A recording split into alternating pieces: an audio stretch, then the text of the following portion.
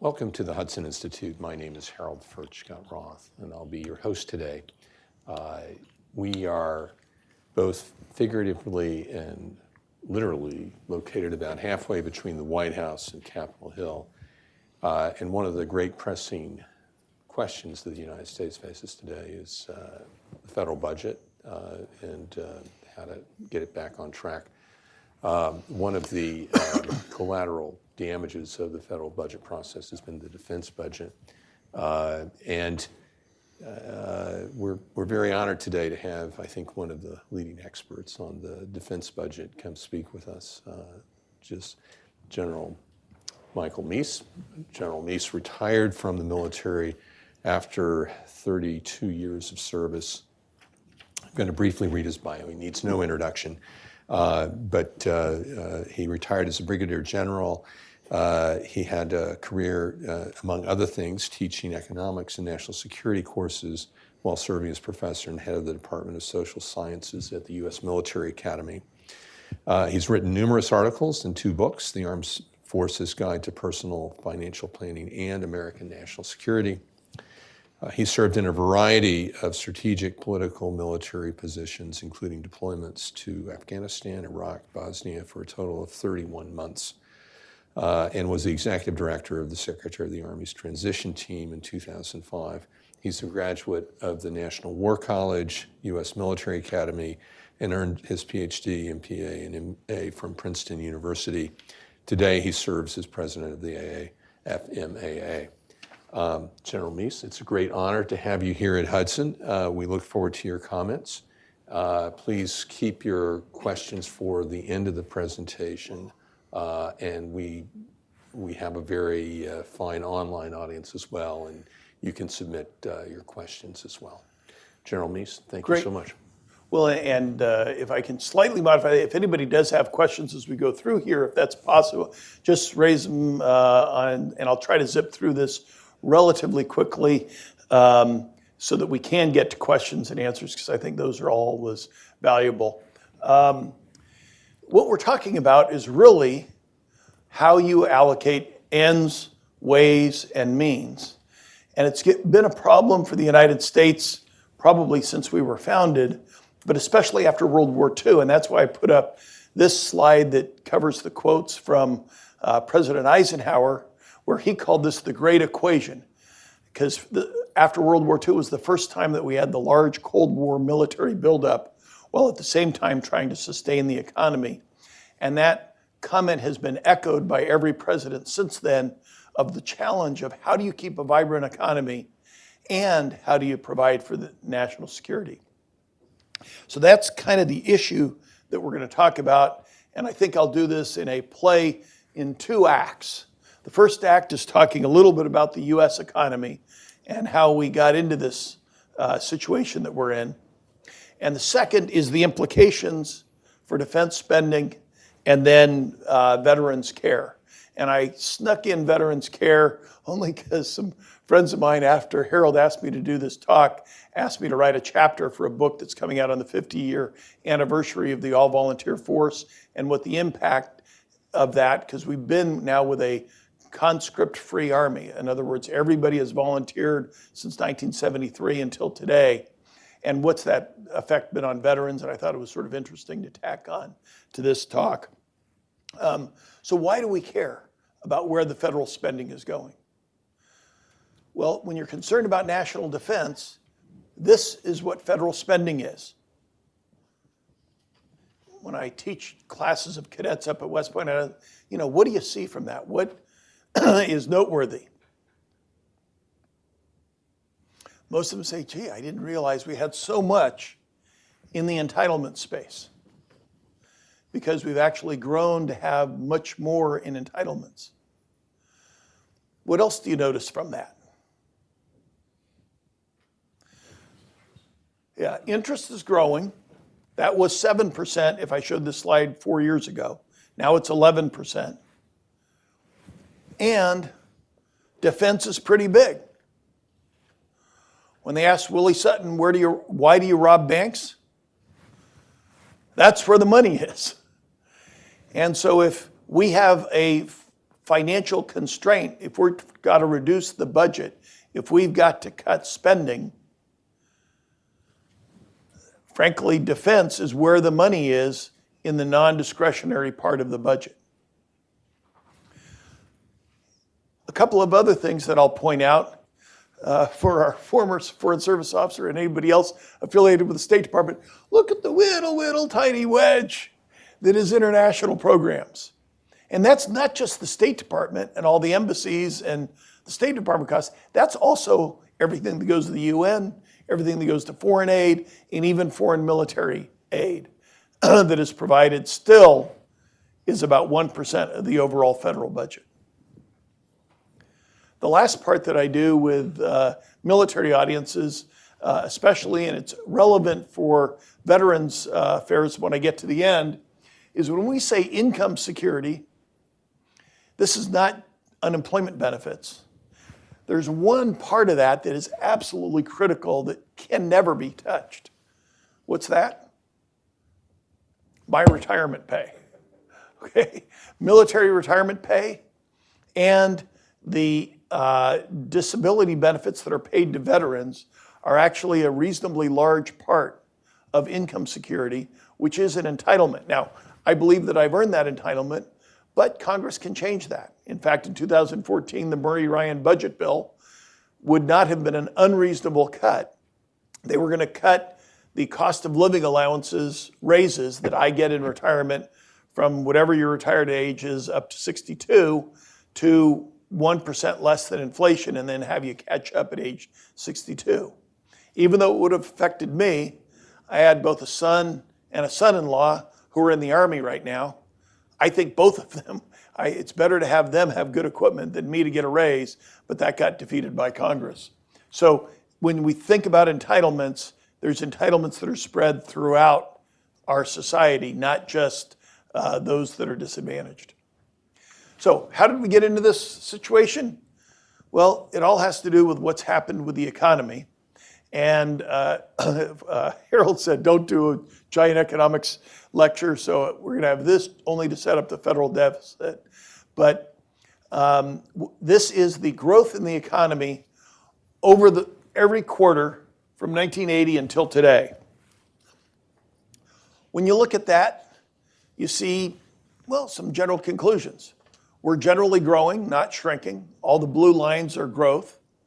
The red lines are shrinkages, okay? And everybody remembers the Great Recession, which was the largest and deepest recession that we had had since the Great Depression. And then all of us in the room, of course, remember COVID. The growth prior to COVID was much higher until the Great Recession. There were changes on the incentives for working and changes on the structure of the United States that caused growth to drop after the Great Recession. It picked back up again slightly during the Trump administration. And then we had the COVID recession, where literally it was a jarring thing that I don't think any economist or anybody else could have predicted what ended up happening. We literally went off the chart down in one quarter, 31% down, and then off the chart up, 34% higher. Net, we've only been growing at about 2.3% since then. The economy's only 2.3% larger. Now, why do we care about the growth? When we're growing back at 3.4%, everybody can achieve the American dream. The population grows at about 2%. So if the economy is growing at 3.4%, government can expand, individuals can get more things, and we can figure out where do you put that additional economic growth within society. If you're growing at 1.9%, as we are now, and the population's growing at 2%, then the only way that my child gets more is for your child to get less. We're fighting over a shrinking pie rather than a growing pie to keep up with our population. And that's challenging and frustrating trying to solve federal budget problems. So the large fiscal response to this has been to adjust our fiscal policy, which, as Harold pointed out, is negotiated along Pennsylvania Avenue between the President and OMB at one end and Congress at the other. And this indicates how much we've spent and how much we tax in America. The red line, again, quarterly or annual estimates or specific measures of how much we spend is red, and how much we take in is in blue. Again, what's noticeable on this? Each of those big red arrows, that's what economists would call automatic stabilizers. When we get into a recession, the tax revenue goes down, the government spending goes up as a proportion of the economy, and that helps us get out of the recession that much more quickly. And usually there's government surplus spending to be able to do that, as we saw with the large Americans' stimulus bill that happened in 2009. And we've actually had a period in the late 90s with President Clinton as president and Newt Gingrich as the Speaker of the House, where we actually balanced the budget. And we were running surpluses for 4 years. And that money was going back in. And that's what should happen when you're in an economic boom, is that you have your fiscal policy such that you're paying back down the debt and the deficit during that time frame. Well, what happened with COVID? Again, we literally are off the charts. When I talked about what happened during the Great Recession and we had a 9.8% deficit, now having a 15% deficit is something that people would never have thought would be possible outside of wartime. What does that do? Well, again, annually, every year, the difference between the red line and the blue line is the federal deficit. When you take a look at just those areas, you see what they've been over the years, again, since 1980. This was the surplus. We were running surpluses. And in fact, the deficit grew every year prior to COVID. So those people, and again, truth in advertising, I was part of the President Trump's transition team, chaired the team for the Department of Veterans Affairs. But President Trump managed to increase the deficit every year prior to COVID. And then, understandably, the giant fiscal year 20 COVID Relief Act added $2.4 trillion. That's 3 defense budgets. And then in 21, we added a December 20 COVID release package and then the American Rescue Plan, which added substantially to the deficit from COVID.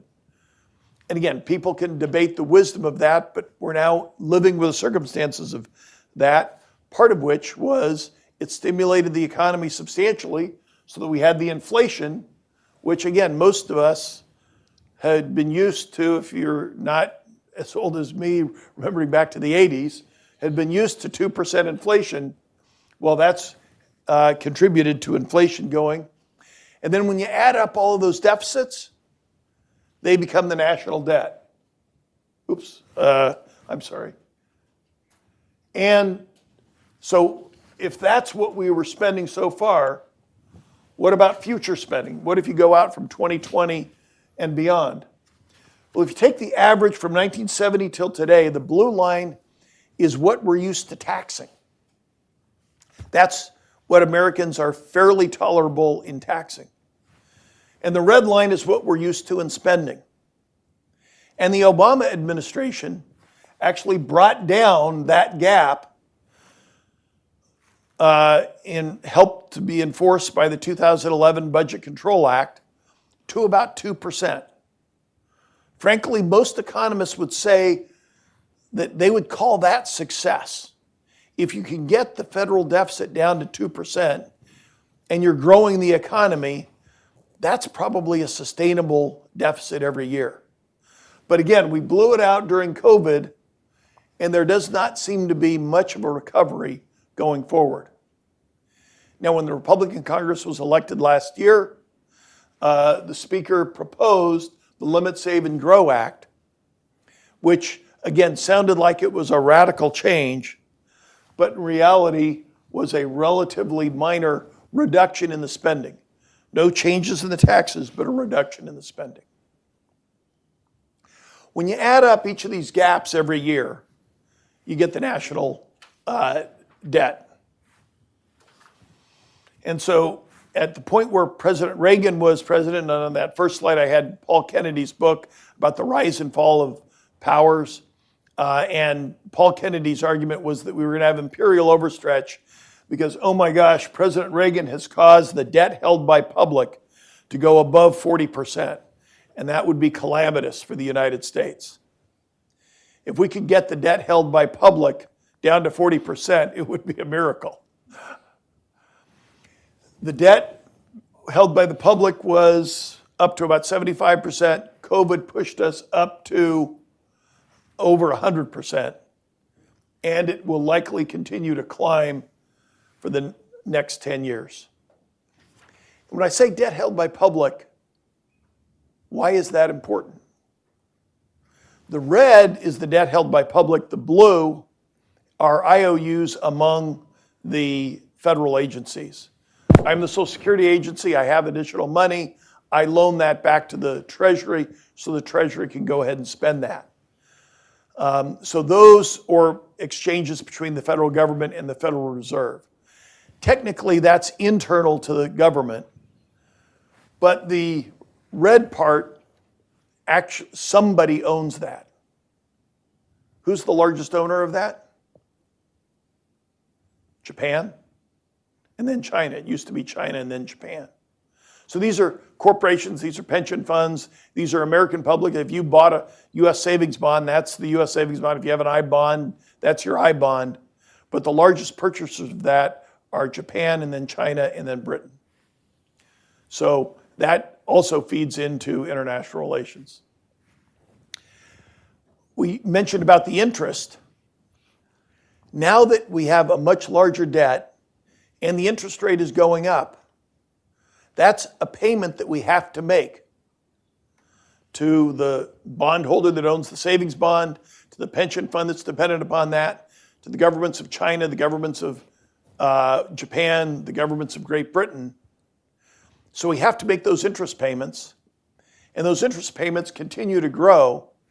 And by the end of this decade, we will be spending more on interest than we spend on national defense. Again, with about a seventh of that will be going to China, which covers just about their entire defense budget.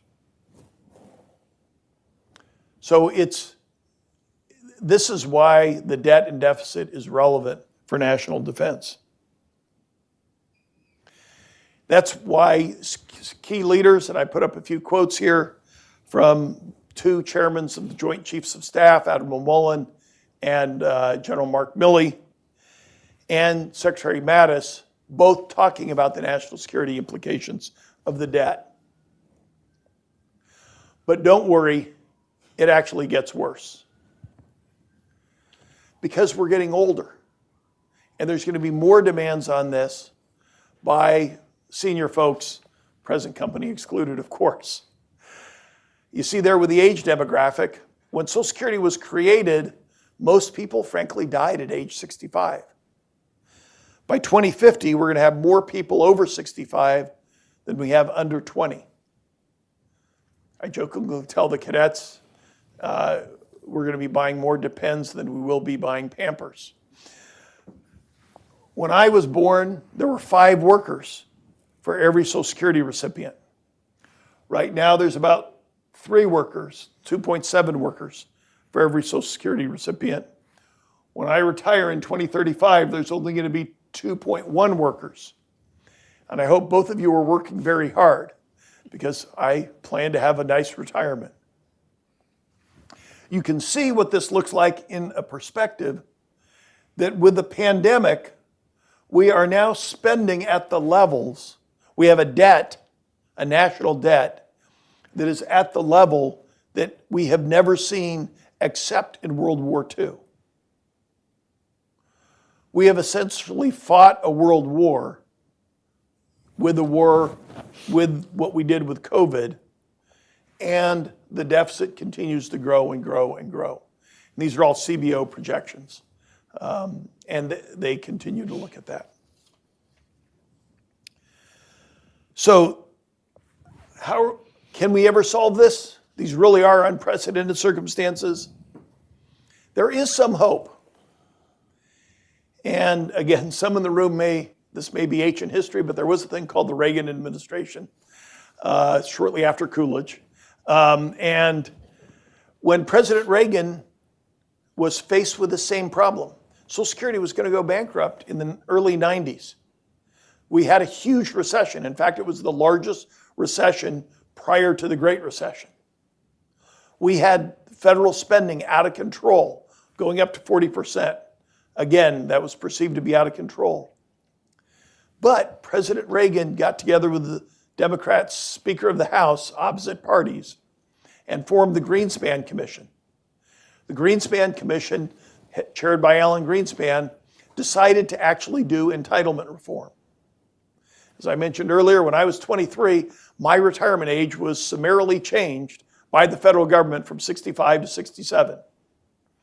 And that helped make Social Security and the taxes, Tip O'Neill didn't want to do that. The tax rate that we all pay on our taxes went on Social Security from 4.1% to 6.2%. President Reagan didn't really want that. But both of them compromised to be able to make Social Security solvent for the next 50 years. We're now 50 years later. 2035 is when Social Security is no longer solvent. And it's time for political leadership in Washington. I don't think I've seen that kind of friendly conversation between a president and a speaker lately in either the Trump administration or the Biden administration.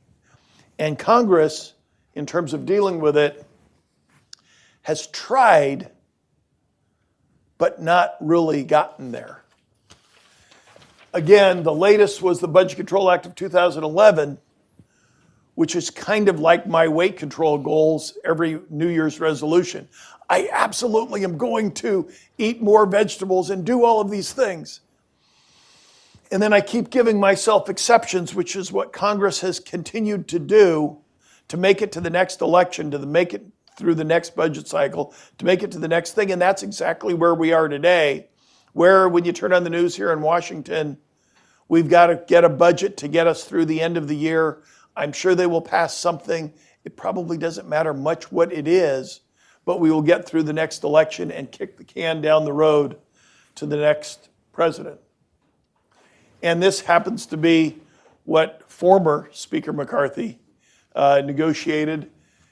We just suspended the debt limit. Those red lines or the green lines is where Congress just says, hey, we don't care about the debt limit ceiling. We're just going to kick the can down the road. Well, we've kicked the can down the road on the debt ceiling until 1 January 2025.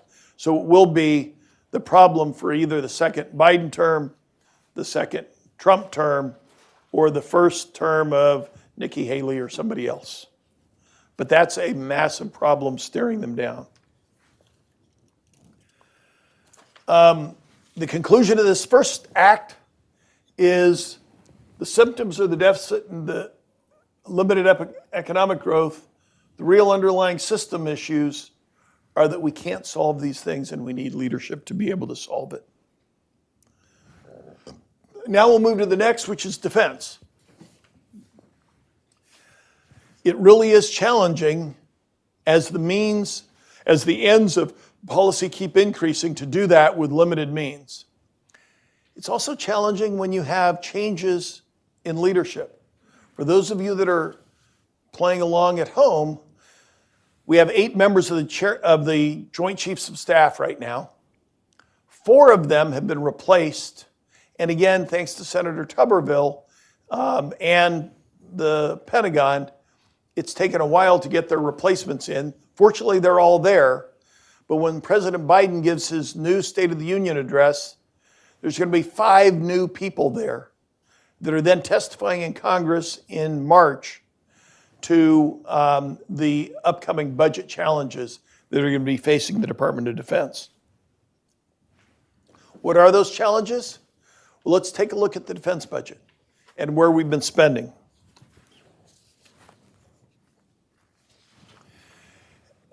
When I was born, we were spending about 10% of the GDP on defense. Now we're down to about 3% of gross domestic product on defense. What do we expect our allies in Europe to spend on defense? We're trying to get them to 2%. Back when we were spending 6% during the Cold War, we were trying to get them to 3%. And we're at about 3.3%. In terms of the federal budget, like I said, when I was born, it was at 50%. Now we're down to about 13% of overall federal spending. Where's the rest of that money going? Well, as we showed in the first pie chart, again, when I was born, 30% of federal spending in 1960 was on mandatory spending. 70% was discretionary. Again, the little tiny slice for international there. The growth has not been in the domestic side of the budget, the orange part. The growth has primarily been, again, in entitlements, especially in healthcare entitlements. On the other hand, defense spending is still pretty big. I've listed up there the 10 countries whose defense budgets are smaller than ours, and many of those are our allies that you can see. So for those people that are looking at where to get money, there is a crunch on defense spending. This was a letter signed by 53 Democrats at the beginning of the Biden administration, citing that you could cut the Pentagon budget more than 10% and still be more than the next 10 largest militaries combined. These are not just extreme squad members, so to speak. This is 53 Democratic legislators. And frankly, it's not just coming from Democrats. After the Republicans were elected in last year, these are comments from the Republicans. As it said, Kevin McCarthy put the U.S. military on the budget block. We've got a $32 trillion net debt. Everything has to be on the table. And what are they looking at when they look at that? Frankly, defense spending is still huge. That's red line at the peak of the Cold War. When we defeated the Soviet Union, at the height of the Reagan military buildup, and these are in inflation-adjusted dollars, we are now spending about 10% more than we were at the height of the Reagan military buildup and more than we spent at the height of the Vietnam War. Now, the Vietnam War is not exactly comparable because, frankly, we were paying soldiers in a drafty army substantially less than their value, and so personnel costs are a little bit distorted. But 1986, when we had 2.1 million active duty soldiers versus today when we have 1.35 million active duty soldiers is generally comparable, and we're spending more than that. President Biden has responded to that and actually proposed lower defense spending. Senator Reid and others on Capitol Hill, in each case, have added substantially to the president's proposed budget and has preserved the means for the Defense Department to be able to meet the many challenges that they have. I'll take a little bit of a parochial issue in the next 2 slides to just look at the various services. Again, the president's budget requests have gone up pretty substantially, an average of 9.8%. Most of that, understandably, has been for the Navy and the Air Force and defense-wide agencies, not so much for the Army. And in fact, the Army spends less than the other two services. Admittedly, the Department of the Navy includes the Marine Corps, the Department of the Air Force includes the Space Force. But the Army is less than that, and because it has the most amount of personnel, you have almost no flexibility, because once you have soldiers in the military, you got to pay them, house them, feed them, do all those kinds of costs. And so there is much less flexibility within the budget. And you can see that when we build up, Secretary Rumsfeld said you go to the Army, the war with the Army that you have, not the Army that you'd want to have. We have tended to replace military soldiers with contract support, both domestically and overseas. I think it makes a heck of a lot of sense overseas. When I was in Iraq and Afghanistan, it was much less expensive to have civilian cooks that are Iraqis or Afghans or third country nationals feed us than it was to have uniformed soldiers in the Army feed us. But we still tend to spend quite a bit in terms of operations and maintenance spending. And we tend to have wars about every 10 years. Now is the time when we should be preparing our forces for the next war. And it's important to have the resources to be able to do that.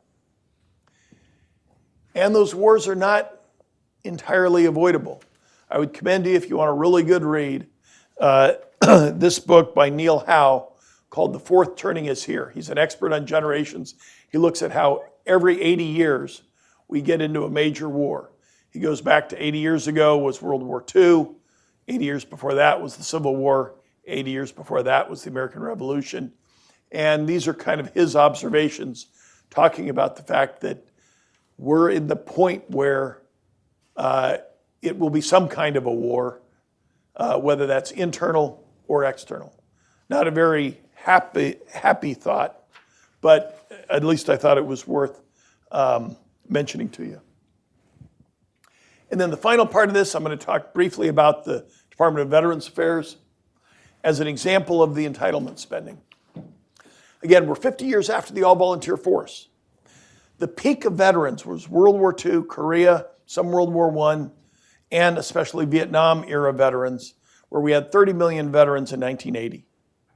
Ever since then, and for the foreseeable future, the number of veterans will decrease. And will go from 14% of the American public, and again, because it was primarily all men serving, that was about 28% of every male in America, almost a third, between a quarter and a third of every male that you ran into. All my teachers, when I was in high school, had military experience. Now we're down to 5.3% of the population who are veterans, and about 17.9 million veterans. Well, so commensurately, the amount of support that we do for veterans should be declining similarly, right? No, actually, this is sort of a modicum of what happens with entitlements. It was about constant until 2000. After 9/11, for very understandable reasons, the support for veterans has gone up, so that the Department of Veterans Affairs budget is now larger than all military personnel spending for the 2.1 million active and reserve members of the Department of Defense. And that increase has been both in the entitlements part of disability compensation as well as in VA healthcare. Similarly, the employment within the VA has gone up substantially from about 200,000 employees in 2000. And frankly, it was 200,000 employees when Omar Bradley was the head of the VA in 1947, about 200,000 in 1980. We're now at 450,000. The VA is larger than every military branch, and it's almost the size of the United States Army. Now, again, as a veteran, I think that that's great. I actually am going to the VA for service on Friday to get hearing aids, so please speak up as we go through into questions and answers.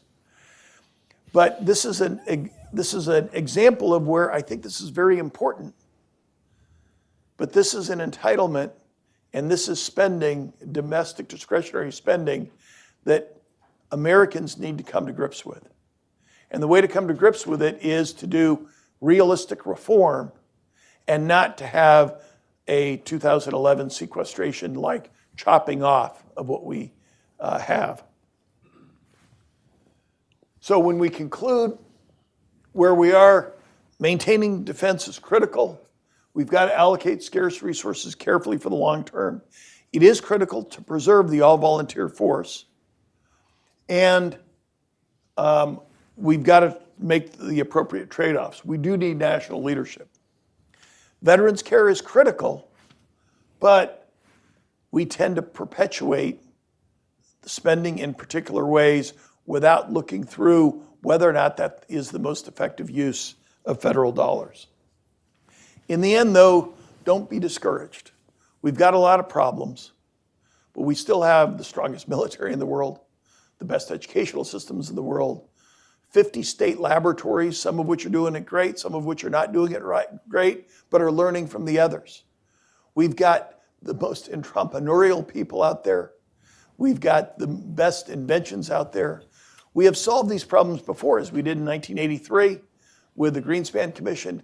We can certainly solve these now, but it's important for folks like those of you here in and around the Hudson Institute and many others in Washington to understand this.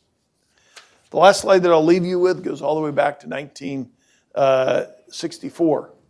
And if you want something good in black and white to look at, go and look up Ronald Reagan and A Time to Choose. There are no easy answers, but there are simple answers. In this case, it's doing the kinds of reform that we need to have, and we have to have the courage to know and do what's right. So with that, I'll throw it open to questions, and happy to go back to any slides that people have questions on. Well, go ahead, Harold, however you want to do it. Let's get the microphone, and please good. Identify yourself. And please eat your lunches. I mean, there's yes, lots of really great sandwiches out there. Hi, I'm John Rustamond. I'm with Newsmax. My question for you is, we're seeing the rise of the Chinese military, Chinese budget. It's the pacing threat. How do we, reprogram funds for procurement with such a, tight budget? Because, everything that we have is aging. I mean, most of the equipment we have is like 40 years old. I mean, it was new when Reagan was president. So how do we confront this threat? I mean, I did a deep dive into I'm going a little long. Deep dive into the defense budget. Less than half of the DoD budget as of fiscal, say, 22, 23, went to procurement. Most of it went to other programs. Yeah, again, from my historical perspective, I think that small amount into procurement may actually be okay. Because if you tell me what weapon system I absolutely have to have in 2030, then we should definitely put the money there. I think what ended up happening, what the Army did in the 1970s is instructive. There wasn't a lot of money there for procurement. General Abrams got a limited number of procurement and acquisition dollars, and he put it into research and development. He didn't have enough money to buy all of these systems, but he did the research and development into 5 systems. They were the Abrams tank, the Bradley fighting vehicle, the Black Hawk helicopter, the Patriot missile, and the Apache helicopter. And then when the money came in the 1980s, they were able to procure those because they had done the research that they needed to be able to have the right kinds of technology and then pour money into it. Again, you need to I think if, and again, I'll reinforce that even though I'm a retired military guy, my remarks are my own and all of those kinds of disclaimers. I think that as people are putting money into things like Army's Futures Command to look at where we should be going, that's the right kind of investment. And making sure that we have a defense base that can build rapidly if you get that kind of investment and that you maintain the kinds of things, the kinds of technologies, resources, human capital that will allow you to be able to rapidly expand. We demonstrated with MRAPs, which is a great story, where we literally had none And in 3 years, we were able to produce a whole bunch of them very rapidly. There are ways to rapidly equip the force if you know where it is. So I would not be as critical of people that are not putting a lot of money into procurement, as long as they're putting it into the research and development and the technologies to figure out what we are going to need for the military for the future.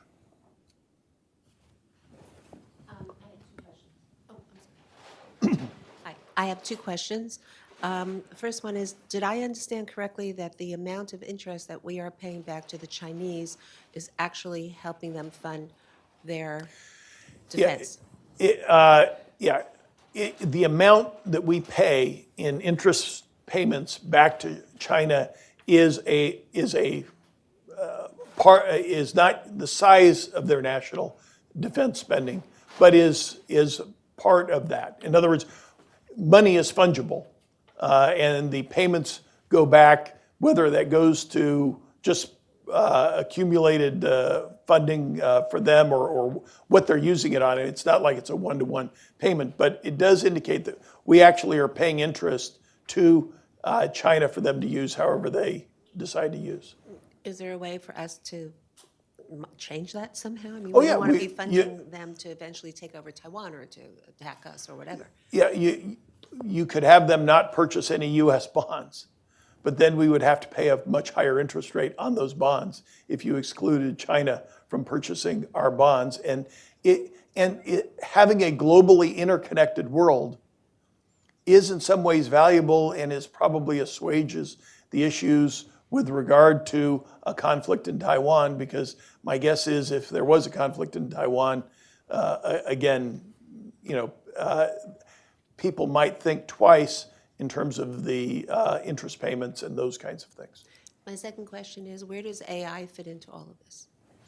Well, I think it goes back to the technology thing of AI will contribute substantially into a lot of the technological advances that may help future military procurement, and that's why I think putting money into the sort of R&D is probably helpful.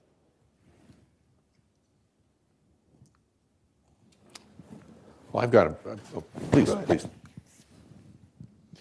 I've recently heard some data from a retired U.S. Army officer about the number of 4-stars that the U.S. military had in 1944 at the height of World War II compared to today.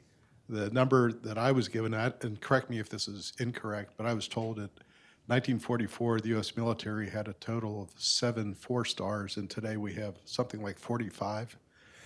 Yeah, I don't think that that's accurate going back to 44, just thinking, we had 5, in fact, we had 5 5-star generals back there to begin with, even before you had, even before counting, let me find my water, all the 4-star admirals. But I think there are about 40 flag officers that are 4-star ranked. In all the various services and responsibilities. So there has been some increase in the rank structure of the military. Congress has actually helped reduce that, but that would be another area that could be considered. And I think, but it's got to be across the board. So for example, in World War II, the head lawyer for the military, and we had at that point 16 million people in the military. The head lawyer was a 2-star general. Now the head lawyer is a 3-star general. Issues of Guantanamo Bay and those sorts of things caused Congress to increase the rank to a 3-star to get more rank, more experience. And but you've now got a force that is 1/8 the size of what you had in World War II. Perhaps that could be there, but any individual service is unlikely to be able to do that unless it's done across the board. Also, frankly, we've expanded the some of the size of some of the bureaucracy. The Department of Defense, at the height of the Reagan military buildup, had 2 undersecretaries of defense and 7 or 8 assistant secretaries. Now there's about 6 or 7 undersecretaries of defense and about 16 assistant secretaries. So that, and more leadership can be helpful for doing a lot of the different things. And clearly the world is a very, very complicated place. So you can, there's no assistant secretary for all of the various cyber issues and all those kinds of things. There was no cyber command back then. Now, clearly it's important to have a cyber command. So I can understand the justification for many of these different areas and many of these different commands. However, that does add to, you want to make sure that those are adding to national security. Harold. General, you speak with, I think, some optimism about this, and at the same time you present a very sobering set of slides, which I think could even be painted more pessimistically, and your solution seems to be we need leadership, we need a Ronald Reagan type of person to step forward. Members of Congress get briefed on this, probably not as clearly and eloquently as you've presented, but I mean, they generally know a lot of this, and yet my sense is no one on Capitol Hill really cares. My sense is it's kick the can down the road at every opportunity. I mean, maybe there are people who care, but we have not seen any leadership emerge. No one at the highest levels of Congress is sort of saying this is one of my top 5 priorities, and we're going to solve this year. It's how do we kick this down the road? What's going on? Well, my expertise is the economics of it, not the politics of it. There are folks, I would say that Senator Jack Reed is in the spirit of Senator Sam Nunn and others, and is doing things that are good and responsible in those sorts of ways. It is very helpful if you have more leaders that are doing things like that to be able to push things along, and that is a real challenge. So I don't, in terms of what's going on, I think part of it is the kinds of advocacy that this is not either Republican or Democrat. It is more centrist. It is more moderate in terms of making the kinds of decisions that are reasonable. The challenge is that the people that get the attention, the people that get the clicks, the people that get the funding tend to be on one extreme or the other of this. And that's why I kind of portrayed on the defense side, there's very conservatives that would cut the defense budget, a lot of liberals that could cut the defense budget on the Democrat side, a lot of conservative Republicans that see that as wasteful spending. And what needs to hold is kind of a center. That's not going to get a lot of clicks. That's not going to get a lot of political donations. But I think that that's where more of the public actually is. And a lot of polls tend to reflect that they're not on one extreme or the other. But unfortunately, that's where a lot of the special interests tend to be. Yes. So by the way, your slides are very impressive. I mean, the detail, the information, the work that was put into those, and the ability to compare real numbers across those periods. But taking in what you said, General, my conclusion as an American citizen is that we have a situation where we cannot afford neither our defense outlays nor our domestic outlays. They both are driving our country into debt that is dangerous. I know you're talking here about the defense foreign policy element and how that goes forward, but I come away with that overarching analysis that if President Reagan or any one of those great leaders from our past were looking at this situation, they would probably advise our country that we can't afford to do what we're doing. And that cuts across all of our government endeavors. And the second, that was an observation. The second, maybe you have a comment on that, but the second point specifically is there is a case to be made that your presentation assumed another upcoming war, and you made the reference to the book, and you did highlight the buildup in defense spending for the Reagan Cold War era, which probably most of us historically would say justified and so forth. You had a similar build out of defense spending that went with the Iraq incursion in Afghanistan. And I think there's a strong school of thought to say those were not necessarily the wisest foreign policy endeavors. They certainly were not inevitable. Perhaps the Afghanistan response to the bin Laden attack can be distinguished from a 20-year commitment to hold a defense position in Afghanistan and the costs that went with that. But would you not at least open the door to saying that we are not inevitably coming to another cycle of foreign war, despite the many challenges out there, and with prudence at home, with cutting at home in both defense and domestic expenditures, we might bring our financial house in order, which is a better way to go forward for our country. Yeah,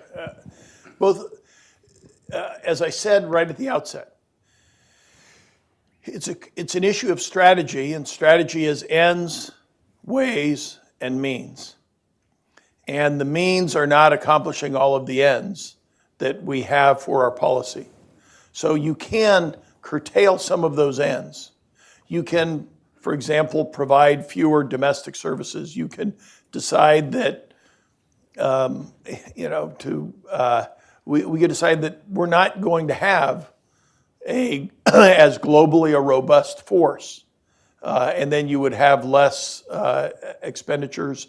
You could, and again, I think you can make the case that certainly the war in Iraq and the extension of the war in Afghanistan was a war of choice. DoD total expenditures there were about $1.6 trillion, okay, about the same as what we spent on COVID. And that's not arguing for or against it, but that's just to get the comparison. COVID in the first year, as well as in the second year. And so had we put $1.6 trillion into a pivot to Asia, which is really what would have been happening in that same time frame, we probably would have had some of the ships and some of the technology and refitted many of the things that would have otherwise been done, as the first questioner raised, so that could be another potential way to expend it. So it really is, as the thing from President Reagan is, it's a time for choosing. You could, and again, I would not necessarily advocate an increase in taxes, but you can bring the tax rate up from 18% on average to 20% on average. You get much closer to that. You could bring the expenditures through entitlement reform or other kinds of steps down from about 25% down to 23 or 22%, and then get that closer, frankly, as the Budget Control Act of 2011 and President Obama did by 2015. You could get those two closer, but it takes an informed citizenry to be able to encourage responsible leaders to be able to do that. And so that's part of the purpose of trying to talk about these kinds of issues so that folks can reasonably consider them. I have a whole series of questions, but I don't want to tax either our good guest, General Meese, or the time of our audience. So please join me in thanking General Meese for just really a very informative discussion today. Thank you very much. Yeah, thank you all very much.